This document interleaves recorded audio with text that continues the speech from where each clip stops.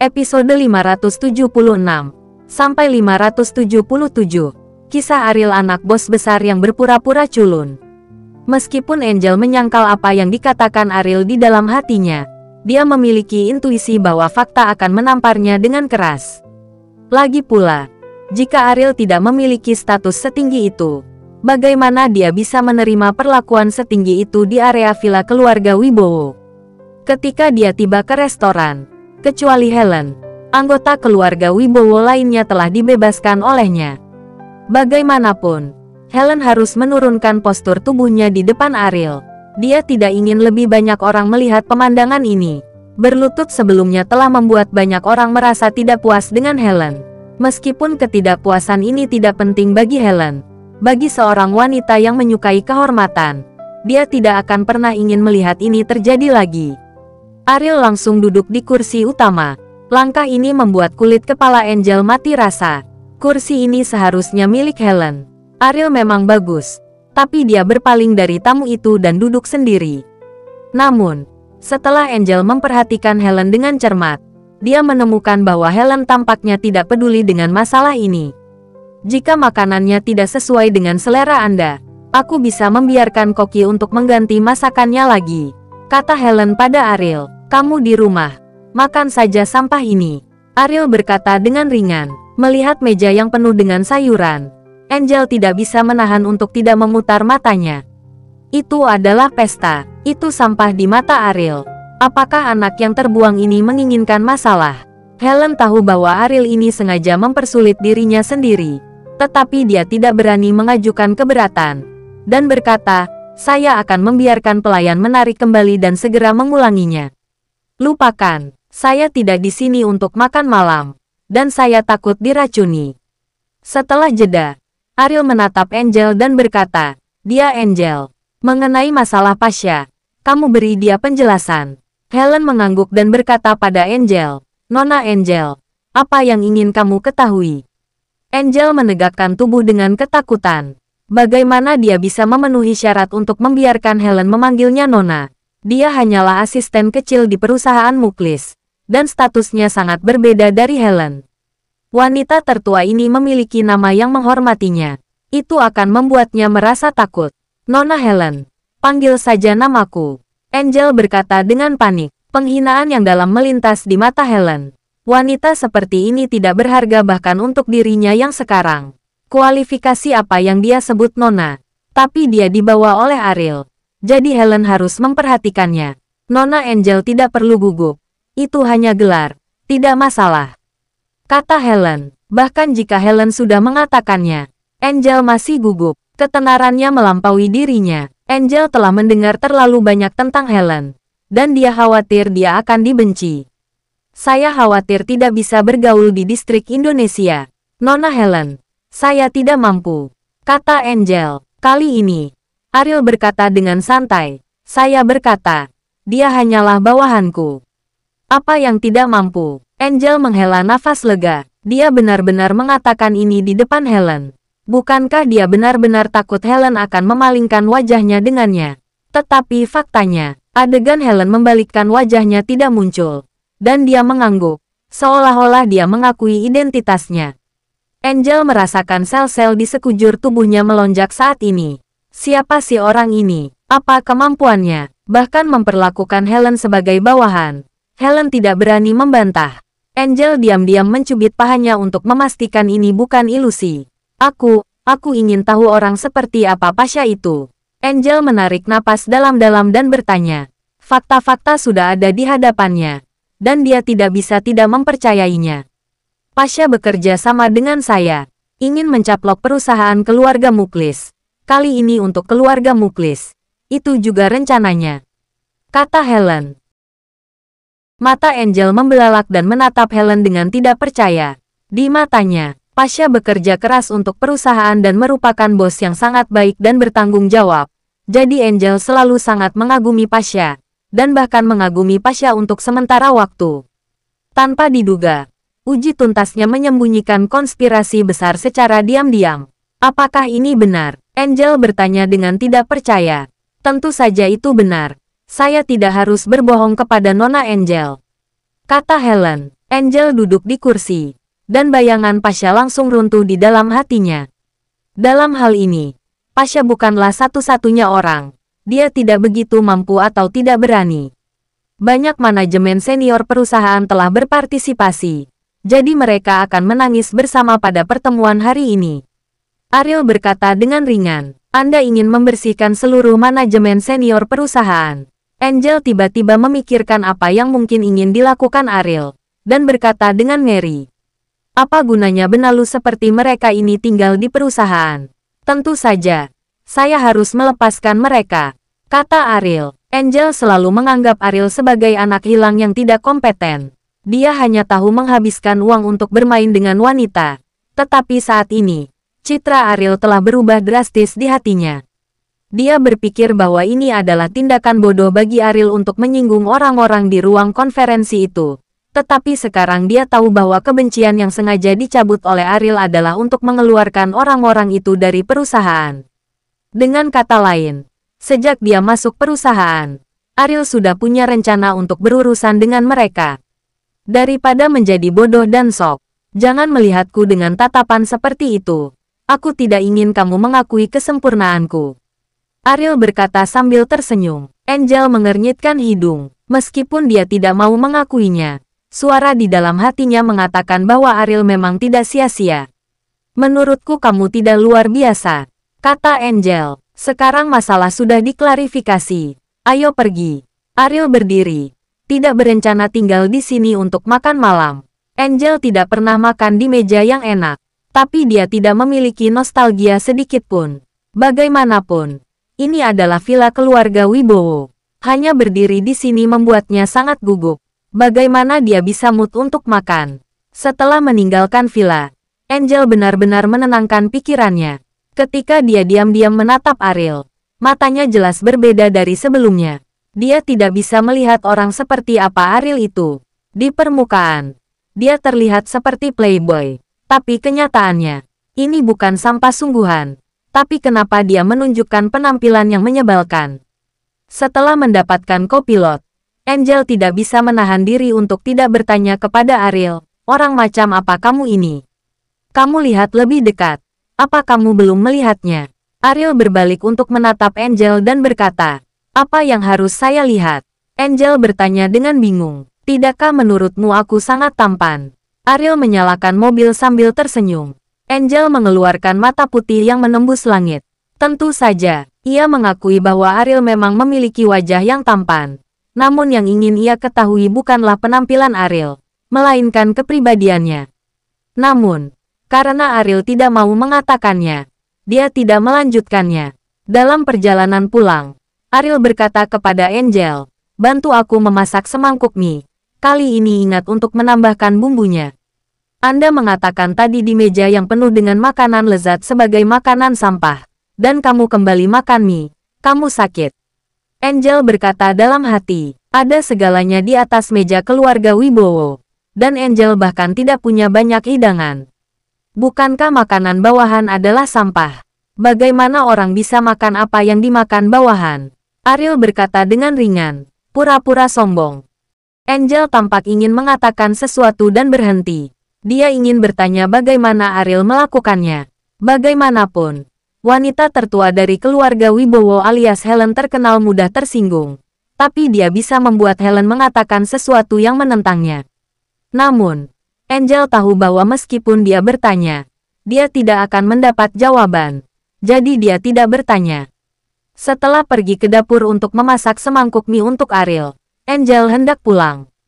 Ariel menghasut wajah, berkata kepada Angel, berlari bola-balik sangat merepotkan. Bukankah kamu benar-benar mempertimbangkan untuk tinggal bersamaku? Angel menatap Ariel dan berkata, kamu hanya membawa keluarga Nona Melissa denganmu tadi malam. Bukankah itu cukup? Bukankah ini impian seorang pria untuk menjadi pengantin pria setiap malam dan pengantin wanita setiap malam? Kata Ariel riang. Angel mengertakkan gigi dan menatap Ariel. Mencekik 4 kata, nakal dan tidak tahu malu. Dengan ledakan keras, ekspresi Ariel berubah menjadi senyum. Muklis, kamu harus tahu sekarang bahwa aku adalah orang yang kecanduan feminitas. Apakah orang seperti ini membuat Anda merasa lebih mudah dikendalikan? Ariel berkata pada dirinya sendiri. Episode 577. Di pulau kecil, Muklis duduk di ruang kerjanya dengan senyum yang sangat memuaskan di wajahnya. Dilihat dari berita yang dikembalikan oleh Angel, Ariel tampaknya telah tenggelam dalam keajaiban uang. Sambil berpikir, bagaimana mungkin ada pria yang tidak mencintai uang dan wanita di dunia ini? Siapapun akan kehilangan diri mereka sendiri dalam menghadapi godaan finansial yang besar. Bahkan Ariel tidak terkecuali. Uang adalah hal yang baik. Ini dapat membantu Anda mendapatkan apapun yang Anda inginkan. Habiskan sesuka hati Anda. Keluarga saya memiliki uang yang tidak ada habisnya. Muklis berkata pada dirinya sendiri sambil tersenyum. Di mata Muklis sebelumnya, hanya Andre yang memenuhi syarat untuk memimpin keluarga Muklis ke panggung yang lebih gemilang. Namun kini, berkat kemunculan Ariel, Andre sudah hambar bagi Muklis. Bahkan Supriyadi, yang bisa mengendalikan Ariel, adalah orang yang tidak bisa diabaikan di matanya. Bagaimanapun, kontrol semacam ini adalah faktor yang tidak stabil dalam pandangan Muklis. Apapun alasannya, Ariel benar-benar menganggap dirinya sebagai anggota keluarga Muklis. Cara membayar keluarga Muklis adalah dengan mendukung Ariel. Muklis tidak akan peduli dengan garis keturunannya yang tidak murni ke Ariel. Selama dia bisa melihat keluarganya memasuki level itu dalam hidupnya, tidak akan disayangkan dia membayar berapapun harganya. Bagi Muklis, hubungan darah tidak lebih dari belenggu.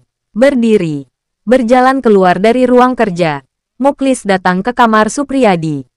Selama waktu ini, Supriyadi kelelahan. Dia tidak pernah menyangka bahwa penolong yang dia temukan sekarang akan melampaui dia di benak Muklis. Dan di masa depan, kepala keluarganya akan lebih cenderung jatuh ke tangan Ariel. Ini adalah sesuatu yang tidak bisa diterima Supriyadi. Jadi dia memutar otak untuk mencegah hal ini terjadi. Namun, Muklis memiliki kontrol yang sangat ketat terhadap dirinya dan Andre. Begitu Muklis tahu bahwa dia diam-diam berurusan dengan Ariel, konsekuensinya akan lebih serius. Jadi Supriyadi tidak punya nyali untuk bertindak gegabah. Mendengar ketukan di pintu, Supriyadi salah mengira Andre yang mendatanginya lagi dan ingin menggunakan dia sebagai tombak. Setelah membuka pintu dengan ekspresi tidak sabar, Supriyadi tertegun, dan segera menyingkirkan ekspresi bosan di wajahnya. "Kakek, mengapa kamu di sini?" Supriyadi bertanya dengan heran. Muklis langsung masuk ke kamar. Sebelum dia dapat berbicara, Supriyadi memiliki rasa ketidakpastian yang kuat di hatinya. Dia bisa mengontrol Ariel karena Aisila ada di tangannya. Jika Muklis memintanya untuk mengajar Aisila, dia akan kehilangan jaminan terakhirnya. "Tahukah Anda apa arti Ariel bagi keluarga kita?" Muklis bertanya dengan ringan. Supriyadi menunduk. Dia tidak perlu memikirkan pertanyaan ini untuk mengetahui apa yang akan dikatakan Muklis. Tetapi dia sangat tidak mau. Ariel pada awalnya dikendalikan olehnya. Dan dia memiliki kemampuan untuk membiarkan keluarga Muklis memasuki level itu. Mengapa dia harus mempromosikan Ariel? "Kakek, apakah Anda ingin calon kepala keluarga Muklis diberi nama Wibowo?" kata Supriyadi. "Apa nama patriark dari keluargaku? Tidak masalah bagi saya. Yang penting adalah apa yang bisa dia bawa ke keluargaku. Hal-hal yang baikmu maupun Andre tidak bisa lakukan. Tapi dia bisa melakukannya. Apakah hanya karena dia, nama saya diubah jadi Wibowo? Apakah saya harus melepaskan kesempatan ini?" Obsesi Muklis dengan masalah ini melampaui apapun. Karena waktunya semakin pendek, jika dia tidak bisa menyelesaikannya secepat mungkin. Dalam hidupnya, dia tidak akan melihat kemuliaan keluarganya. "Kakek, saya juga bisa menyandingkan otomatis," kata Supriyadi. Muklis tersenyum jijik dan berkata, "Kamu bisa mengontrol dia untuk sementara. Tapi bisakah kamu mengontrol dia selama sisa hidupmu? Dan jika kamu ingin dia dengan tulus melakukan sesuatu untuk keluarga, kamu tidak dapat menggunakan ancaman seperti itu. Jika tidak, kamu tidak akan pernah mendapatkannya." Setelah jeda, Muklis melanjutkan, "Dan saat dia memasuki level itu, menurut kamu, kualifikasi apa yang kamu miliki untuk mengancamnya?" Kata-katanya bahkan bisa menghancurkan seluruh keluarga. Supriyadi tetap diam dan menghancurkan seluruh keluarga Muklis. Dia tidak percaya orang yang menakut-nakuti seperti ini. Orang-orang pada level itu memang sangat kuat. Tapi begitu kekuatan keluarga Muklis dibawa ke panggung, itu akan mengejutkan seluruh dunia. Bahkan orang-orang di level itu tidak berani dengan mudah berurusan dengan keluarga Muklis, apalagi pemusnahan. Mari kita bicarakan tentang itu. Apa sebenarnya yang kamu gunakan untuk memerasnya? Muklis bertanya. Inilah tujuannya untuk mencari Supriyadi. Supriyadi menarik napas dalam-dalam dan menggigit bibir dan berkata, "Kakek, bagaimana jika aku tidak ingin memberitahumu? Penjara bawah tanah itu pernah memenjarakan salah satu putraku sampai mati. Apakah kamu pikir kamu memenuhi syarat untuk membuat kesepakatan dengan saya?" Muklis berkata dengan ringan. Keringat dingin muncul di punggung Supriyadi. Dia tahu bahwa apa yang bisa dikatakan Muklis tidak sesederhana ancaman. Dia melakukannya sepenuhnya. Lagi pula, ini bukan pertama kalinya Muklis melakukan hal seperti itu. "Kakek, putrinya ada di tanganku," kata Supriyadi dengan enggan. Menghadapi ancaman penjara bawah tanah, dia hanya bisa berkompromi. Jika tidak, penjara bawah tanah yang gelap akan menjadi akhir hidupnya. "Putri, dia sudah menikah dan punya anak." Muklis terkejut. Dia tidak terlalu memahami kehidupan Ariel. Menurutnya, usia Ariel hanyalah keinginan romantis untuk meninggalkan bunga. Tidak mengira Ariel sudah menikah, bahkan punya anak. "Iya," kata Supriyadi. "Tidak heran. Kamu memintanya untuk mengakui bahwa itu adalah pengawalmu dan dia tidak melawan." "Berapa umur putrinya?" Muklis bertanya. "Ini baru sebulan," kata Supriyadi. "Sebulan." Muklis berdiri dengan cepat, berjalan ke Supriyadi, dan bertanya dengan mata dingin, "Itu hidup atau mati?" Fla masih sangat kecil. Setelah Supriyadi tidak merawat dengan baik, dan putri Ariel terbunuh, ini akan menjadi konsekuensinya. Seluruh keluarga Muklis akan menanggung beban itu. Sekarang Ariel, yang telah melangkah ke gerbang tingkat itu dengan satu kaki, mau tidak mau akan membuat aliran darah keluarga Muklis. Jadi Muklis sangat ketakutan saat ini. "Jangan khawatir, kakek, dia masih hidup dan sehat. Saya menangkap pengasuh Ariel yang merawat putrinya," kata Supriyadi. Muklis mengusap keringat dingin di dahinya. Dia menarik napas panjang. Untungnya, Supriyadi tidak melakukan sesuatu yang tidak dapat diperbaiki. Jika tidak, ini akan menjadi masalah besar. "Di mana dia?" Muklis bertanya. Supriyadi menunduk dan menolak untuk berbicara. Bagaimanapun, ini adalah satu-satunya hal yang bisa dia andalkan untuk mendapatkan posisi patriark. Jika diserahkan ke Muklis, dia tidak akan punya apa-apa. "Aku akan bertanya lagi padamu. Di mana dia?" Muklis menggertakkan giginya. Keadaan ini menunjukkan bahwa dia sudah sangat marah. "Kakek, tolong beri aku kesempatan. Aku akan bisa memuaskanmu," kata Supriyadi. Muklis menendang perut Supriyadi. Setelah Supriyadi mundur beberapa langkah, dia jatuh ke tanah karena kesakitan. Muklis melangkah maju, berjalan lagi di depan Supriyadi, melihat ke bawah dan berkata, "Saya tidak mengizinkan siapapun membiarkan masalah ini secara tidak sengaja. Saya dapat memberitahu kamu. Kamu sampah. Kamu tidak akan pernah memiliki kesempatan untuk menjadi patriark dari keluargaku. Jika kamu masih ingin terus menikmati kemuliaan dan kekayaan yang dibawa oleh keluargaku, saya menyarankanmu untuk tidak menunda waktu saya. Jika tidak, satu-satunya tujuanmu adalah kandang besi penjara bawah tanah." Supriyadi memegangi perutnya. Dahinya sangat sakit hingga dia berkeringat. Kata-kata Muklis telah memotong semua harapannya. Ferdinand sudah meninggal. Dia tidak ingin mati. Di kota. Dia ada di kota.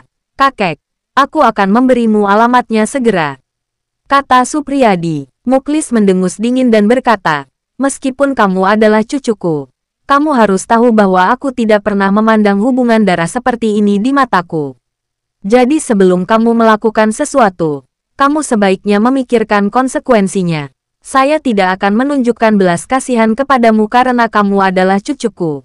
Aku tahu, kakek," kata Supriyadi. Setelah Muklis mendapatkan alamatnya, dia meninggalkan ruangan. Supriyadi berjalan ke sofa dan duduk dengan wajah marah. Sekarang sikap Muklis sudah terlihat jelas. Baik Andre maupun dia tidak memenuhi syarat untuk posisi patriark. Jika dia terus mengakui nasibnya, masa depan keluarga Muklis. Tapi itu akan benar-benar jatuh ke tangan Ariel. Sebagai upaya terakhir, Supriyadi hanya bisa memanggil Andre. Bersambung.